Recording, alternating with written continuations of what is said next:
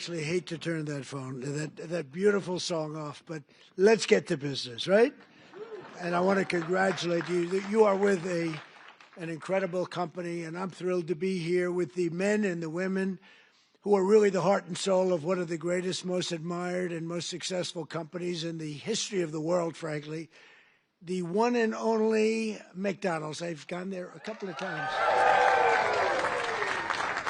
And I'm honored to stand before you as the very first former McDonald's fry cook ever to become president of the United States.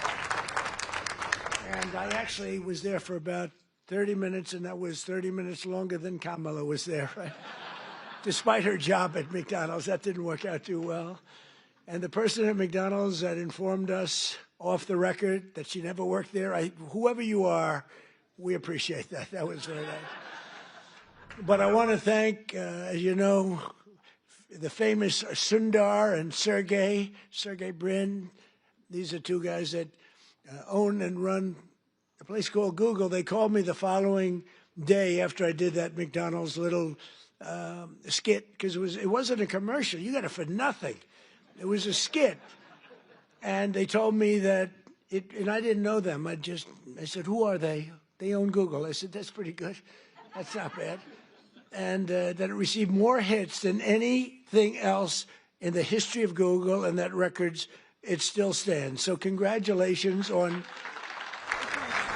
allowing us to use it, but you made a very good deal as usual. But you know, in the old days, McDonald's and many others would call me to do this kind of a thing, come over and say some words and talk, and they'd pay me millions of dollars. Likewise, they'd do it. They'd call others, only superstars, and they'd pay them millions of dollars to speak. And as president, I'm doing this damn thing for nothing, okay? And you know what?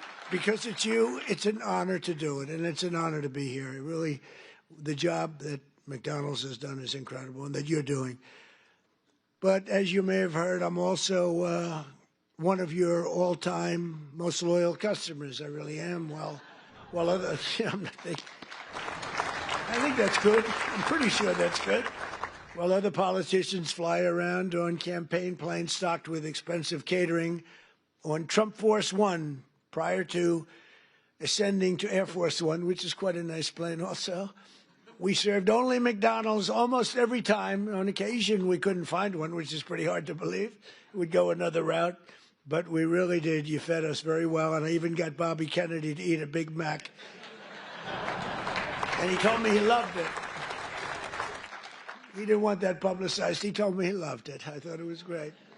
I want to thank McDonald's chairman and CEO, Chris Kempczinski, who I just met backstage. I guess gave him a little piece of my speech signed. I said, do you want to keep this? You can either hang it, you can give it to somebody, you can throw it away. I don't care.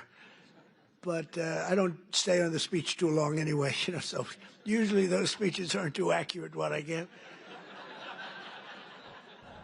But McDonald's USA president is here, Joe Erlinger. Joe, wherever you may be, thank you very much. Thank you, Joe. Good job, along with everyone from the International Franchise Association, which does really fantastic work. I've heard from many people you do a fantastic job. So thanks as well to two former McDonald's operators now serving in Congress, Representative Kevin Hern and Chuck Edwards. Are you here, fellas? Come on, fellas. And they're warriors, those two. They're warriors. Thank you very much. Great job. And, of course, let me thank the people who truly keep the McDonald's magic alive, the incredible franchisees, and you got a lot of them here tonight. Yeah, and you're the heart and soul, and they would tell you that all the time. They tell me that. You carry on the commitment to what Ray Kroc said he wanted from every McDonald's restaurant, perfection. Have you heard that? Perfection. That was very strong. Ray liked to say that if you think small, you'll stay small, and that's why no one thinks bigger than McDonald's, not in your industry, and probably never will. I don't know if anybody can ever catch you. I doubt it. Every single day you feed an incredible 1% of the entire world population, 70 million meals every day. An amazing 1 in 8 Americans works behind the counter of a McDonald's franchise at some point in their lives. Yeah, we heard about that. I heard about that. Wasn't true in that particular case, but for tens of millions of our citizens, the road to the American dream starts beneath the golden arches, beautiful golden arches. So to each and every one of you, thank you and congratulations on 70 years of American greatness. Congratulations. And, you know, I just might add, this is also the golden age of America because we are doing better than we've ever done as a country. Prices are coming down and all of that stuff. And, you know, they talk about different terms for that. But I will tell you that nobody has done what we've done in terms of pricing. We took over a mess. We had the highest, think of it, the highest inflation in the history of our country. They say 48 years it was the history of our country. And now we have normal inflation. We're going to get it a little bit lower, frankly, but we have normal. We've normalized it. We have it down to a low level, but we're going to get it a little bit lower. We want perfection. You know, you always want 1%. I don't know if anybody knows. You don't want 0. 0 can be bad. Then you start going the other route. That's no good either. Then you say, what's worse, deflation or inflation? But we have it almost at the sweet spot, and prices are coming down on different things. One of your groups that you admire, I admire, Walmart, came up last week, and they announced that Thanksgiving this year is 25% less. All of the accoutrements, that Thanksgiving is 25% less than it was last year under Sleepy Joe Biden. So that's a big statement, and others have followed up by saying just about that. And to your leader, when we met, I said, how are you doing with prices? Prices are coming down. He said, we were up 40% because of Biden and inflation, and they're coming down, and they're coming down rapidly. So I hope that all continues to go, but we're really doing well as a country. Most importantly, however, I will tell you, big picture, we have over $17 trillion being invested in our country in 9 months. It's now just about ready to crack 18, and by the end of 1 year, we will have about $20 to $21 trillion invested in our country. That's more by 10 times the highest amount ever invested in any country ever before. And it's largely because of tariffs and, I think, November 5th election. But it's the largest amount. As an example, so if we have 20 or 21 in 1 year, 21 trillion, think of what that is. That's car factories, that's AI, it's everything. They're all coming back because of the tariffs. They're all coming back because they don't want to pay 15, 20, 30, 100% tariff.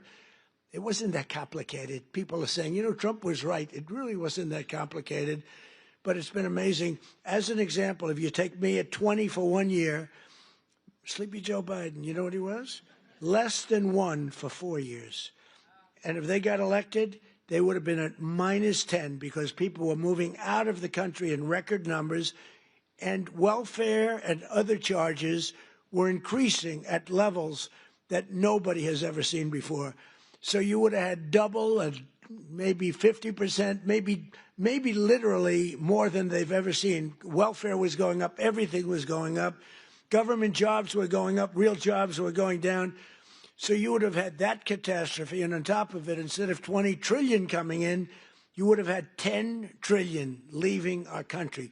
In other words, you would have had a catastrophe. You probably would have had a bankrupt country. You are so damn lucky that I won that election. I'm telling you. It's actually true. I hope the press covers that. You know. Sometimes he got up and he ranted and raved and bragged. I don't brag. I just give you the facts. It's true.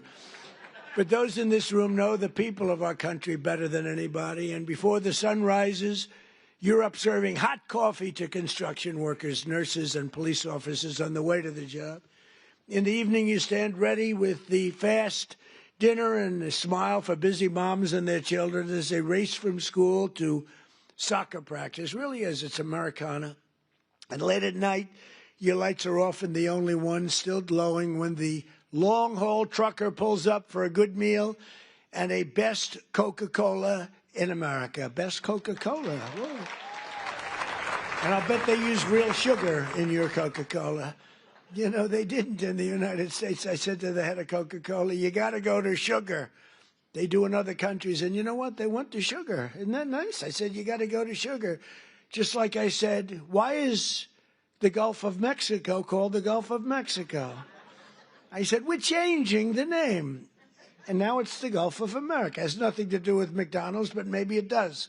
Because it's very nice cycle. We have 92% of the shoreline. They have 8%. I wouldn't say I made a lot of friends in Mexico, but they still like me. Wasn't that a good change? Seriously, wasn't that beautiful? And it was done in an instant. You know, it's like, normally you think a thing like that would take years. This took like 10 minutes. I asked somebody, good lawyers in my office, I said, would I be able to change the Gulf of Mexico? Is that possible to the Gulf? Sir, it's been that way for 350 years. You know, they were here 100 years before us.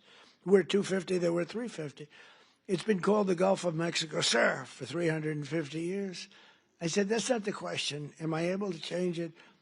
Yes. What do I do? Just give us the order and we'll do it. And I did, and we changed it, and everybody's happy. Well, not everybody, but most people.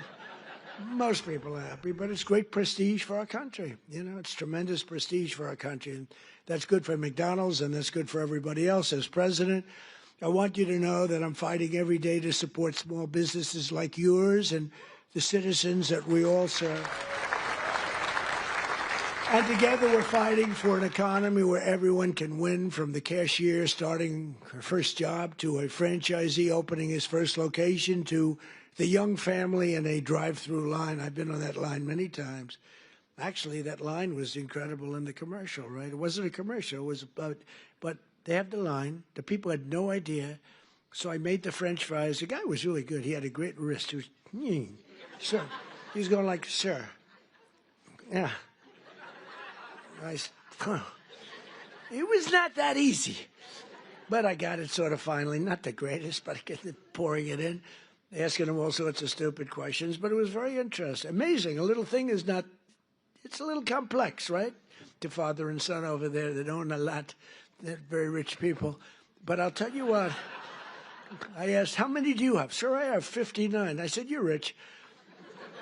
But you know, nobody knew in the line. The line was a long line. They had 25,000 people, so somebody let them know we were coming.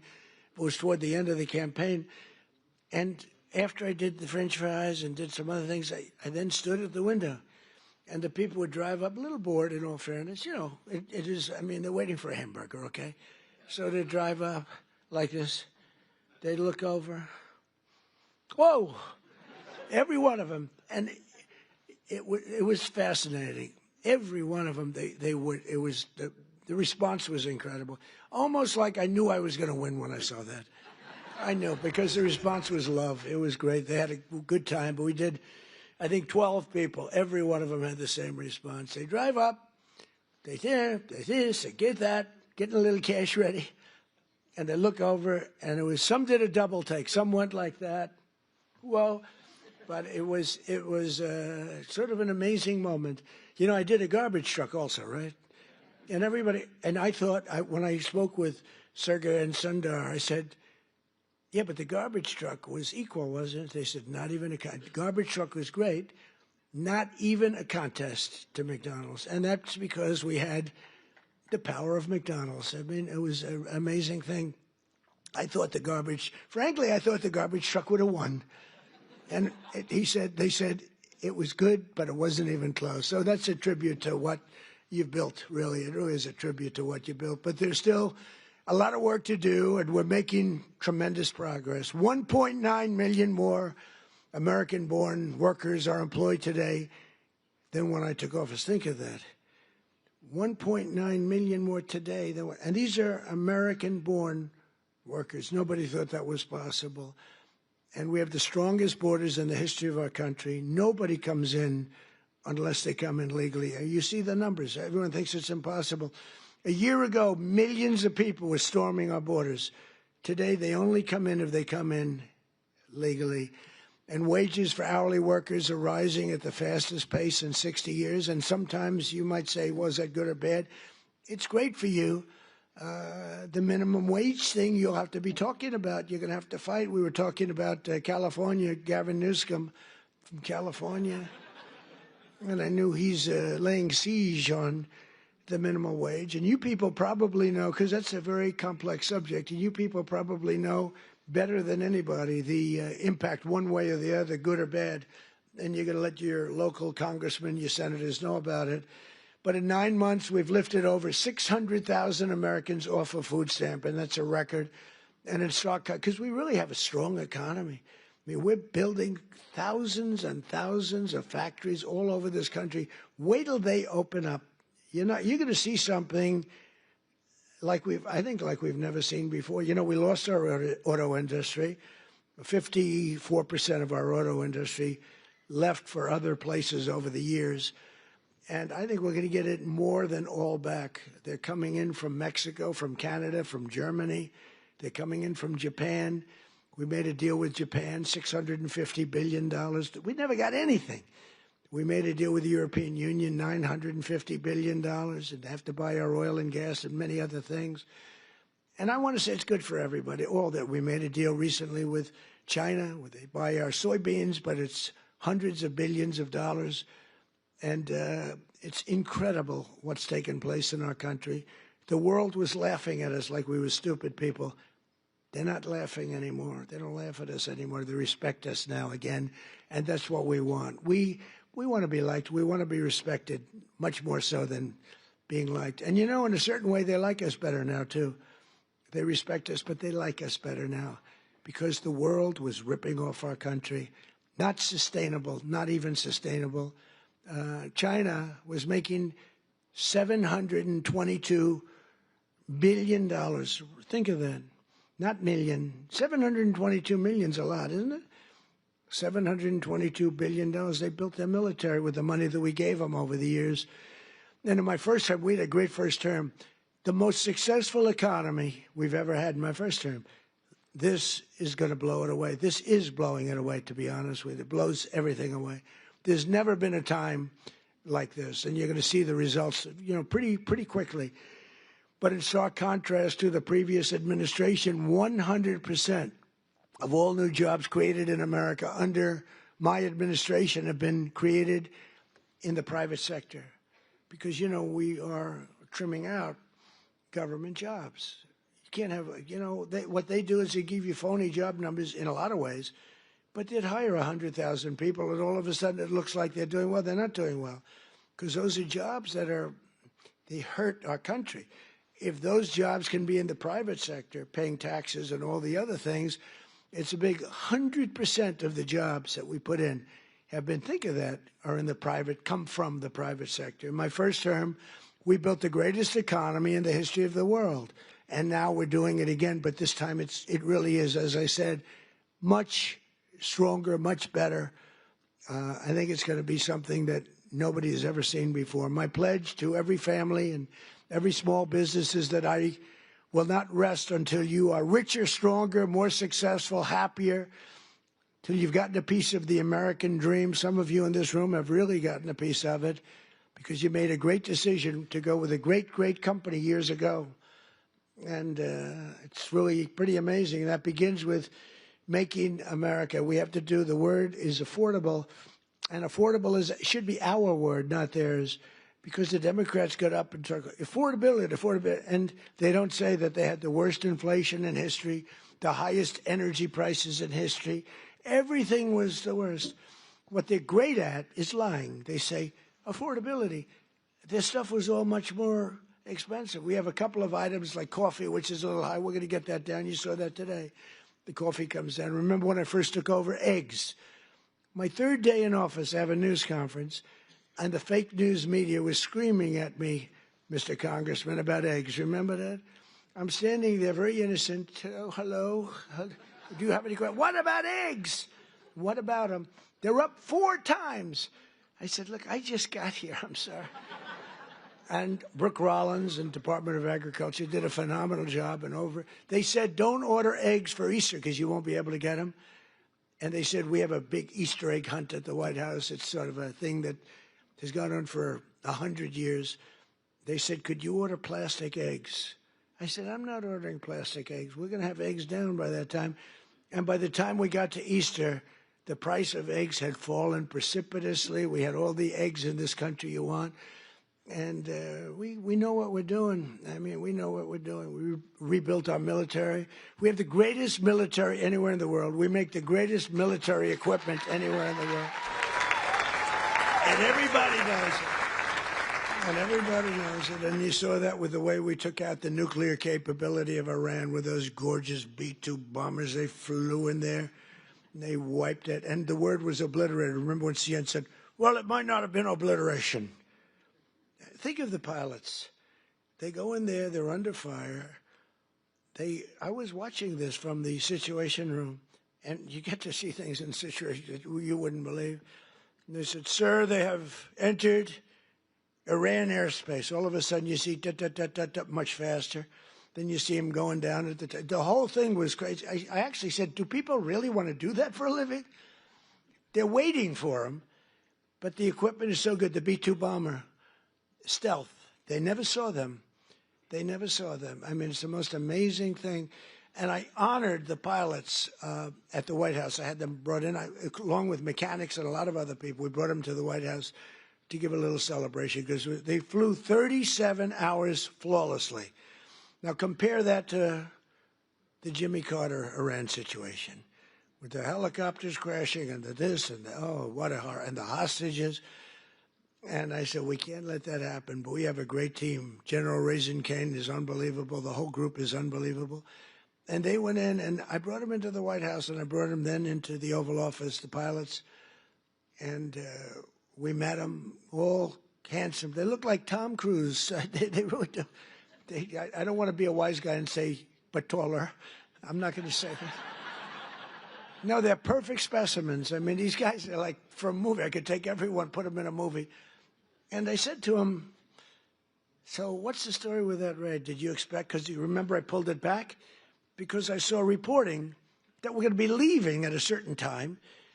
And I said to the general, is that not good that they think that? And they sort of got it right.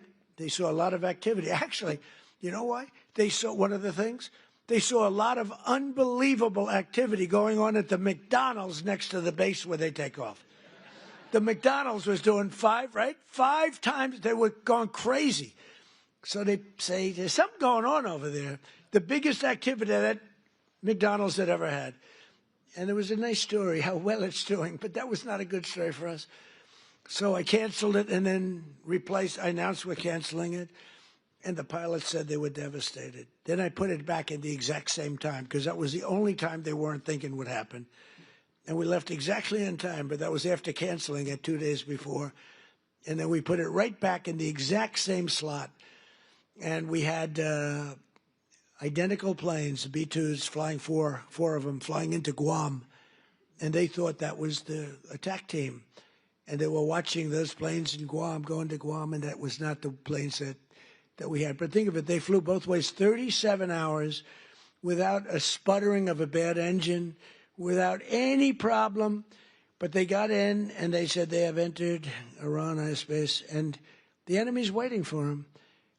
And they dropped the bombs. They hit every chute. You know, they have air chutes that go deep into the granite mountains. If you don't hit those chutes, the damage won't be as big as you want. And every bomb hit every chute. And then we hit them with rockets from a submarine that was quite a distance away, 30 of them. Let's put it this way, they got hit. And it totally took out the nuclear capability. And I said to these guys when they came in to the office, I said, do you guys like doing this stuff? You know, they said, sir, it was the greatest day of our life. Can you believe this, Congressman? It was the they're like heroes. They're like American heroes. Who the hell wants to sit? You know, those ships are very big, but they're very small when you're up way high, going very fast. And he said it was the greatest day of our life. And they told me something that I didn't know. They said that, sir, Do you know we waited 22 years for this, our predecessors and us. We would practice this run for 22 years. I didn't know that. For 22 years, we had to practice. We'd do it 3 times a year. We would practice this exact run. And then when you cancel it, because I canceled when they heard that we were coming, we were devastated. I said, see, now if I were a flyer and they canceled, I'd be extremely happy. Well, we're canceled, so let's forget it. But we were devastated. So I said, this is something you really love, right? Yes, sir. We were so honored. This was the greatest day of our life. I mean, it's really great. We just have incredible people in this country. It's an amazing story. And they hit, and then they said, skedaddle, the word skedaddle. And that plane went like this. You know, when it drops a bomb, it goes down very sleepily because that gives it a better angle and, you know, more speed for the bomb. Very, very heavy bombs. And they go, boom. And as soon as those things, the one pilot, the first one said, skedaddle. And that thing just turned in its side. And it's so unbelievable. And that knocked out Iran nuclear capability. And all of the Middle East became a different place. And now we have peace in the Middle East. And at the United Nations today, they approved the Board of Peace, which is I'm going to chair. And we're picking the leaders or the heads of the most important nations in the world. I think it'll be a board like no other than perhaps the McDonald's board. You have a very good board. You actually have a very good board. But nobody thought a thing like that was. This just happened today. The Board of Peace, and it's going to be comprised of myself and leaders of other very important nations and very respected nations. And it's going to be something I think is going to be very important. It was just approved. It was just endorsed by the United Nations. It was pretty great. It's a big thing. I think it's one of the most important things the United Nations will ever do, actually. But Joe Biden's prices and his hikes cost a typical American family an estimated $33,000 and hit your workers and your customers and your small businesses. Very, very hard. The Biden administration started the affordability crisis, and my administration is ending it. I'm ending it. Prices are way down. If you just look, so we don't have, as I said, the inflation, but our energy prices are way down. And, you know, despite hamburgers being a big business, energy is one business that's bigger. When you get energy down, everything else is affected. If you start bringing the price of gas, that's like a massive tax cut. And they were selling, you know, they were having gasoline at $4.75 a gallon and $4.50, $3.50, $3.75. We're going to be able, it looks like we're going to be able to hit $2 a gallon in the not too distant future. But let's say we're $2.50, $2.70. Other than places like California, that's not fair because they put so high a tax on that you're really paying a lot of that price is the tax that you're paying to government, which is horrible, actually, what they do. But the price of gasoline and the price of energy is way down. So when energy comes down, you make the donuts, you make the chicken, you make whatever you're making. Everything is all about energy. You have to deliver it. You have the trucks. You have the fuel. When energy comes down, and it's come down fast, we had an expression, drill, baby, drill. And I drilled, baby, drilled. I tell you, we drilled. And last month it was announced we produced more oil and gas than any time in the history of our country by far.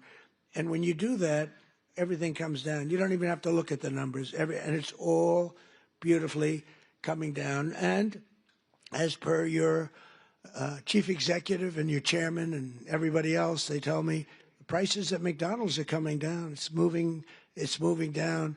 Unfortunately, they were so high in the last administration that people aren't that happy because it was so high. So even though it's coming down and coming down a lot, they want to see where it was, like when I was president. And we'll be getting it very close to that number, maybe even better, depending on what we do with energy. But the energy's coming way down. In the 9 months since I took office, we've stopped inflation in the tracks. Since January, the core inflation has been the lowest in just about 8 years, just changed. It was 4 years, now it's 8 years. It just changed about an hour. They just said, sir, if you want, we can rewrite the speech. I said, no, I can remember it very nicely. Thank you. I'm not Biden.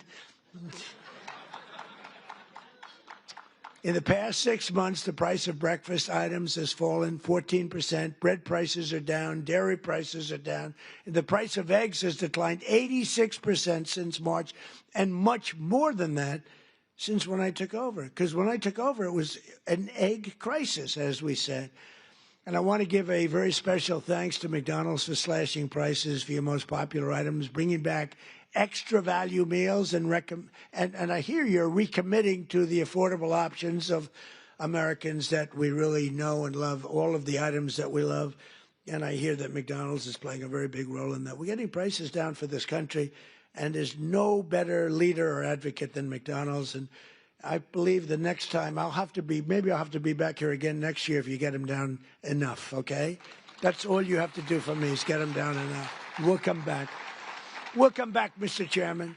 But while Democrats wanted to give Americans the largest tax hike in history in July, I proudly gave you the largest tax cuts in American history and signed the one big beautiful bill. I call it the great big beautiful bill into law. That includes no tax on tips, no tax on overtime, and no tax on Social Security for our great seniors. That is a big deal.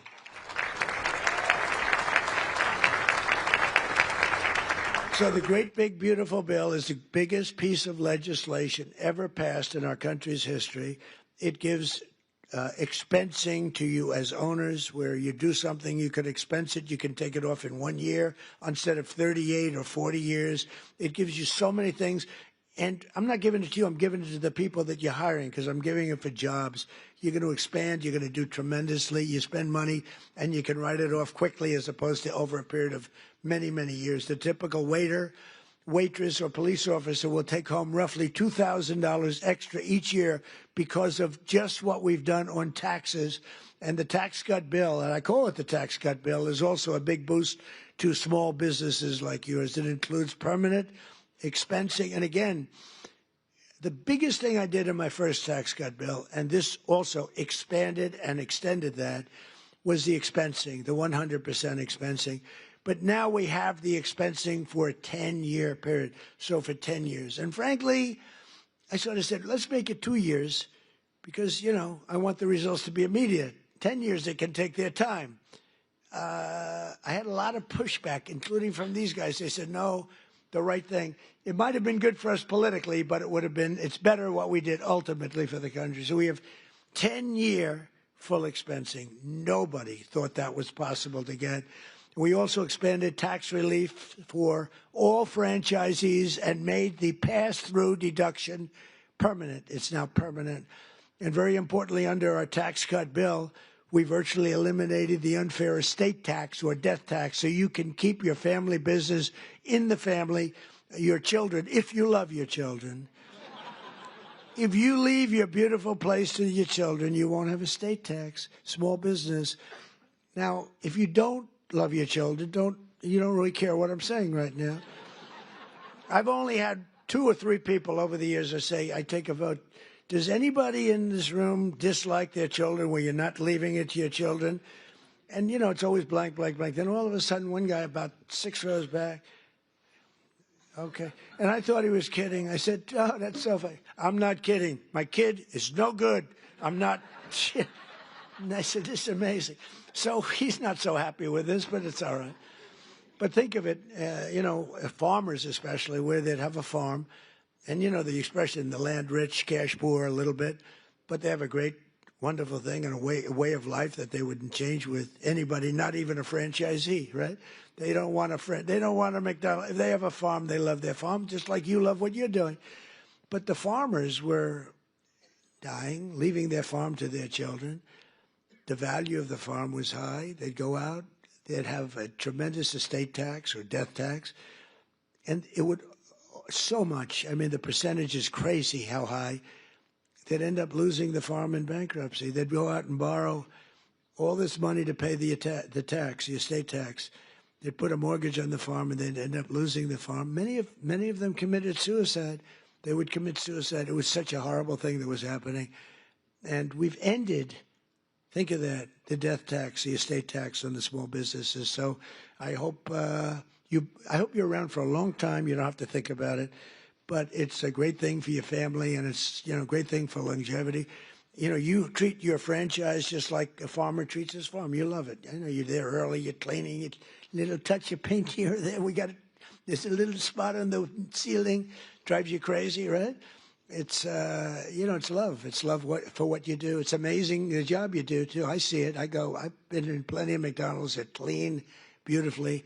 You must have some awfully good incentives because they are really amazing places, the job that's done. But upon taking office, I signed an order requiring that for every new regulation, 10 old job-killing regulations have to be eliminated. So if we put in a new regulation, then we get rid of 10. Otherwise, you don't get the new regulation.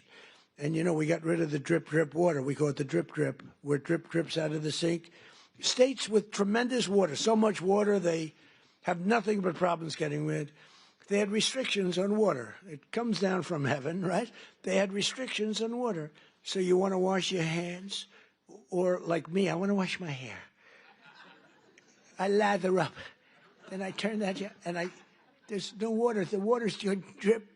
They put a restrictor on.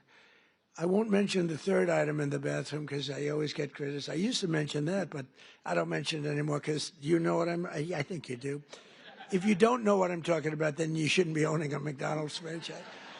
You wouldn't do well even with a McDonald's franchise. But no, the water restrictions totally lifted. All restrictors are gone. And it's interesting. Your dishwashers were covered, right? You had no water. I was with some of the people that make them, Whirlpool and others, and they said, sir, they won't give us the water to use in our dishwashers or use in our washing machines. The washing machines have no water. I mean, it's like a glass of water, half a glass of water. We need water. And I said, how bad is it? He said, well, like the dishwasher. They put the dishes in, and they just keep pressing the button, they end up using more water. So I gave them, as you know, unlimited water. Biden came back with a rigged election, and he immediately restricted the water again. But I came back in and immediately unrestricted again. So now you have unlimited water to clean your damn dishes, okay? And other things. Your hands. Didn't you hate that? You walk in to wash your hands. I'm a big hands guy. I like to wash my hands. I used to hate shaking hands. Now, once you run for office, you better like shaking hands or you got a problem. You ever see a politician? No, I don't want to shake hands. Can you do that? I don't think you wouldn't be a politician very long. I actually thought that with COVID, that would be the end because, they didn't want you to shake. I said, well, but then it came back a little bit slowly, and then eventually. But when you're a politician, you have to shake hands. So I like washing my hands. And you'd go into the sink, new places generally, and you turn on the water, and there's literally no water. And how about the places that think they're going to save a fortune, so they spend a lot of money, where the water turns off there. You press the thing, which you hate to do, your hands. You don't like to press. So you get the towel, you press it, you wash it, and the water stops. So they have both a restrictor and a stopper. You get like 4 drops of water. Tell me, do we really get rich with that? Okay, do we really? This is so ridiculous. So I undid all of that nonsense. But we did much more important for you. We've rescinded the insane Biden energy regulations on ovens, cooktops, microwaves, and ice makers that were driving your costs through the roof. You have no longer restrictions in that. I hope you understand. But I did better than that, too.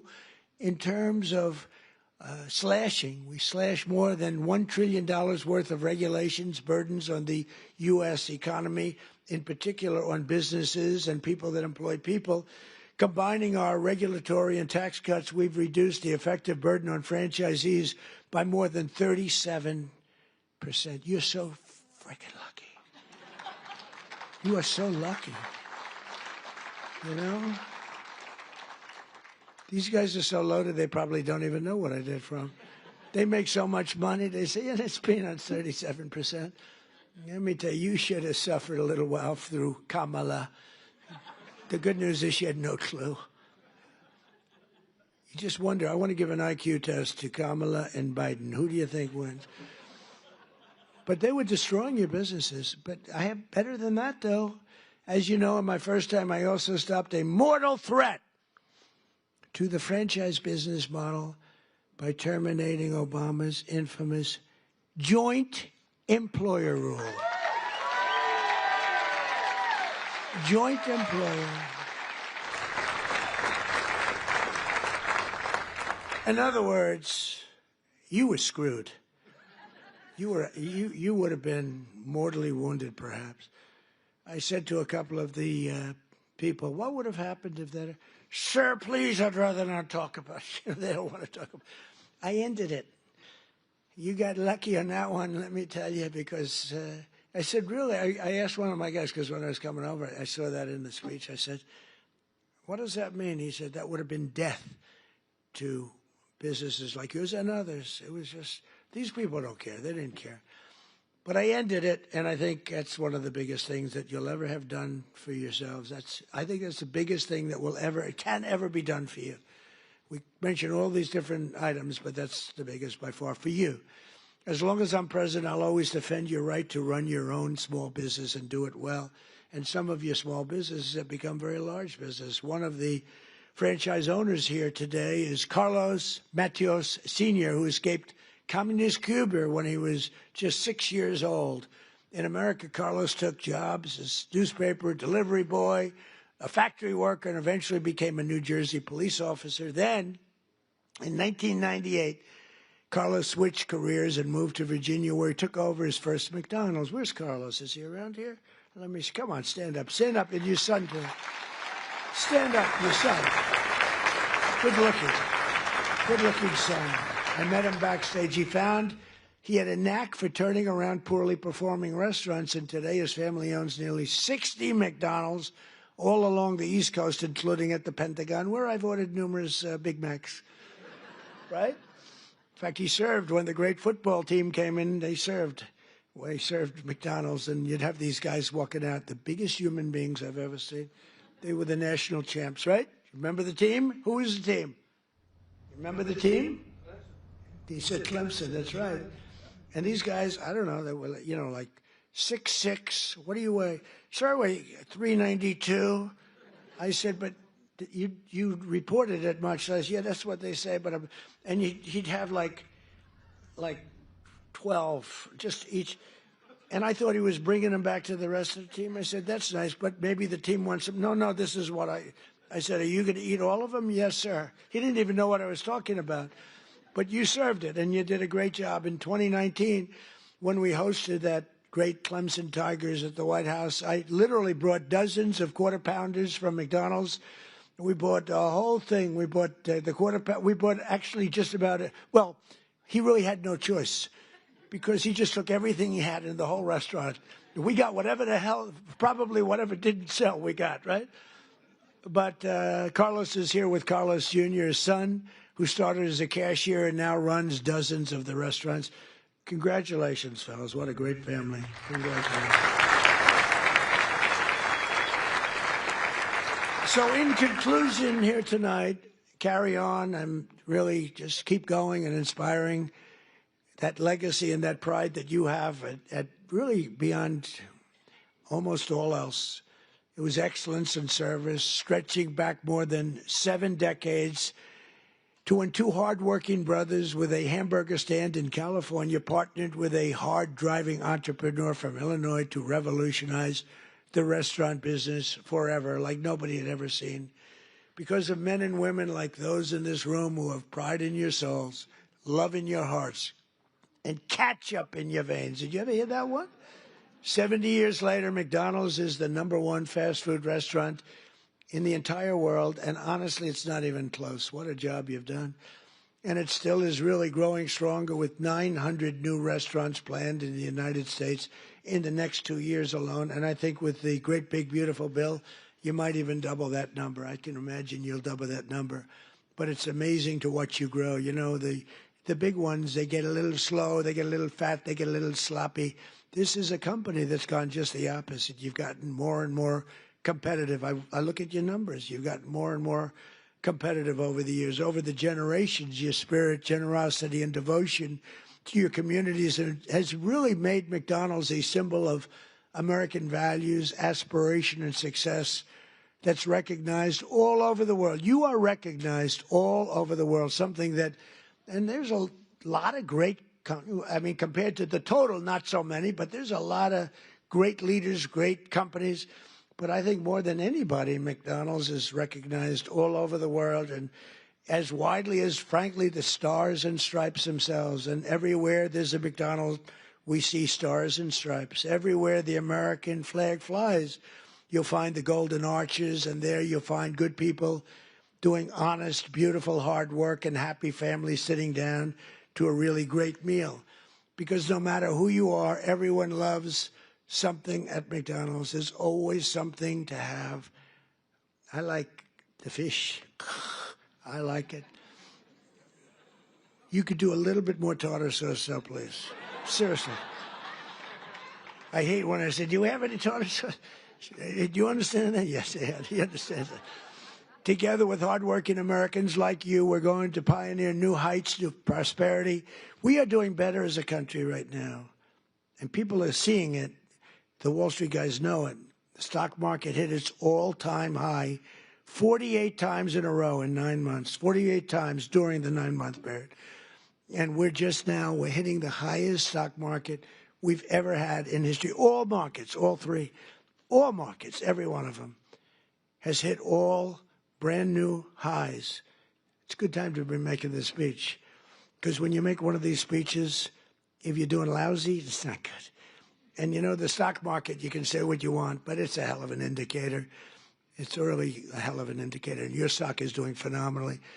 But the stock market has hit an all-time high 48 times during the last 9 months. So we're going to pioneer new heights even from that. These new heights of prosperity are going to be incredible. We're looking at affordability. We're going to bring it down for everybody, because not everybody understands the fact that a great stock market is great for everybody, including 401ks. You know, the 401ks hit the highest number that they've ever been 2 days ago. And that's a lot of people. So they understand what's going on. And we're going to make the American dream two words that you didn't have.